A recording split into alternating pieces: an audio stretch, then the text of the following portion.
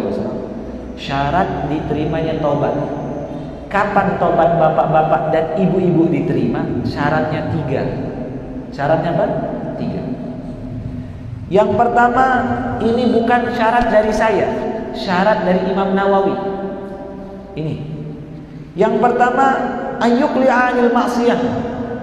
Dia berhenti melakukan maksiat tersebut. Misal dia sering ngadu ayam. Sering ngadu ayam. Apa bahasanya sering ngadu ayam? Hah? Bukan ngojek. Hah? Gojek. Iya, gojek. Ngadu ayam. Iya. Ketika dia ngadu ayam ini, dia taubat kepada Allah. Berhenti sudah, saya ngadu ayam. Lebih bagus ayam ini saya kasih ustaz saya di 3.000. Kata dia ini misal ini. Ngadu ayam ini besok dituntut di akhirat. Maka dia berhenti bermaksiat kepada Allah. Dia berhenti melakukan maksiat tersebut, ngadu ayam tersebut. Apakah langsung diterima taubatnya? Tidak.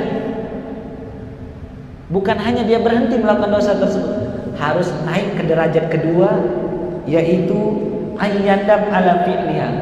Dia nyesel udah melakukan dosa itu. Nyesalnya apa? Senyesal-nyesalnya.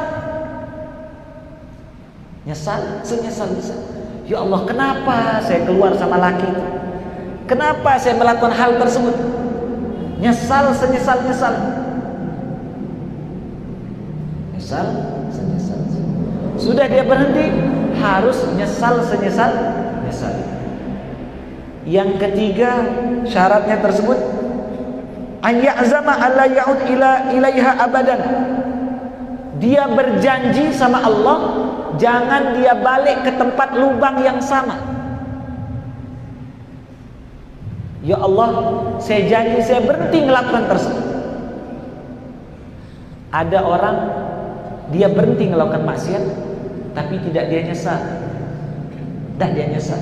Dia berhenti maksiat, tapi tidak pernah menyesali perbuatannya tersebut. Diterima taubatnya? Tidak diterima taubatnya. Kan saya sudah hijrah, saya sudah taubat, diterima sudah taubat saya. Jawabannya, pernahkah kita menyesal dengan perbuatan yang lalu? Masihkah kita menangis menggambarkan perbuatan kita yang lalu? Apakah kita senang tertawa? Kata Rasulullah SAW, orang mukmin, kata Rasulullah SAW, orang mukmin ketika dia melakukan dosa, walaupun kecil, apalagi dia besar, lalu dia berhenti melakukan taubat tersebut, dia terbayang seperti gunung Uhud besar dosa itu. Walaupun dosanya setahun 2 tahun yang lalu, dia selalu terbayang di mukanya, ya Allah, ketika dia tahajud, ya Allah, ya Allah, ya Allah, ampunkan dosa saya. Dia selalu terbayang. Dia selalu menyesal. Pertanyaan saya, masihkah kita kebayang dengan dosa-dosa kita masa lalu? Apa ataukah sudah kita melupakan? Yang terbayang kadang-kadang amal soleh kita, tetapi tidak pernah kita melihat dosa kita. Itulah syarat ketika orang beristighfar. Kapan istighfarnya tersebut bisa menghapus dosanya tersebut? Istighfar itu ibarat pistol, senjata. Ketika seseorang istighfar kepada Allah, dia memikirkan apa dosa yang mau diampunkan sama Allah. Contoh, dia pernah maksiat. Astagfirullahaladzim. Dia bayangkan maksiat itu. Itulah dia tembak dengan istighfar. Ketika dia beristighfar hanya astagfirullah, astagfirullah, astagfirullah, astagfirullah. Lisan berbicara, tapi pikirannya lalai. Pikirannya tidak mengingat. Pikirannya tidak berbicara. Tetapi ketika pikirannya mengingat, tapi lisannya berbicara istighfar, mengingat tentang dosanya, itulah istighfar yang mengena kepada dosa, yang menghancurkan dosa tersebut. Syaratnya istighfar harus memikirkan dosa.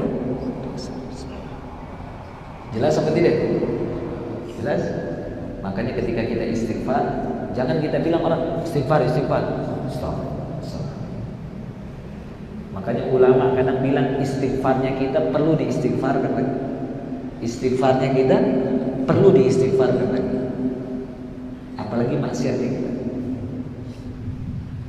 Makanya ini 3 syarat. Yang pertama tadi apa? Berhenti maksiat. Lalu dia kebayang menyesal. Yang ketiga, dia berjanji dalam hatinya tidak balik ke tempat hal tersebut. Ketika kita sudah sampai berhenti, pernahkah kita menyesal? Sudah, saya menyesal Pak Ustaz. Lalu pertanyaan ketiga, pernahkah kita berjanji sama Allah untuk tidak melakukan hal tersebut lagi? Maka semua berjanji kepada Allah. Kita bayangkan dosa kita masing-masing yang dulu, dan saya yakin dosa-dosa kita beda-beda sih. Ada yang dosa dulunya sering nyampitin mangga orang. Ada dosa orang yang sering ninggalkan sholat. Ada dosa orang bagi perempuan yang gak pakai kerudung keluarnya. Maka mulai malam hari ini, malam Senin, tanggal berapa ya? Tanggal berapa? 5. Kita sama-sama janji bertobat kepada Allah. Janji apa tidak nih? Ibu-ibu janji apa tidak? Ibu-ibu janji apa tidak? Janji. Janji. Janji apa tidak? Nah, janji. Takut ya. Itu syaratnya betul. 3 syarat. Tetapi ada syarat yang keempat. Ini kalau dosanya dengan Allah. Tetapi kalau ada hubungannya dengan manusia, 3 syarat itu pun ditambah jadi 1 jadi 4. Kalau dengan tobat kepada Allah cukup dan berjanji cepat diampunkan, tapi ingat, hubungan dengan manusia ini lebih berbahaya ketimbang hubungan dengan Allah. Kalau kita berdosa dengan Allah, bertobat kepada Allah, diampunkan.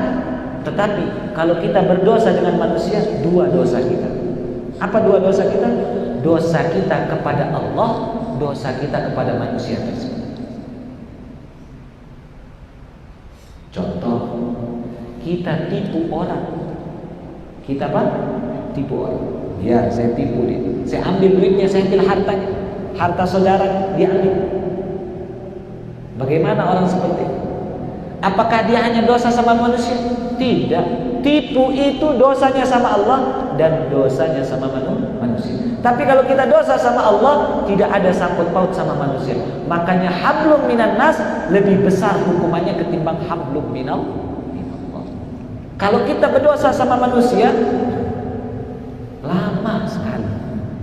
Tambah syaratnya yang keempat, inilah syarat yang paling sulit. Syarat yang keempat. Kalau syarat dosa sama Allah, istighfar, janji, berhenti maksiat, habis. Tapi kalau sama manusia, enggak. Apa itu? 3 nih. Kalau ada hubungan nyakitin hati orang, harus wajib minta maaf sampai kita mendengar kata maaf sama dia. Kalau ada barang yang pernah kita curi, wajib dibalikkan. Kalau ada hak yang kita ambil, wajib kita balikan, baru diampunkan dosanya sama Allah. Tinggal kita ingat, siapa yang dulu pas SMA makan gak bayar? Masih ingat apa tidak? Siapa dulu pas di kantin, pas SMA dan SMP-nya atau di SD, makan gak bayar? Masih ingat apa tidak?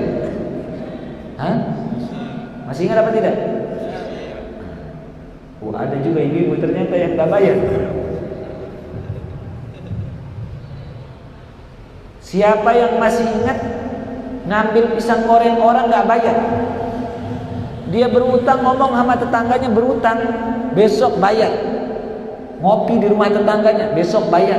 Makan indomie rumah tetangga, besok bayar. Dicatat-catat, hilanglah dia berangkat.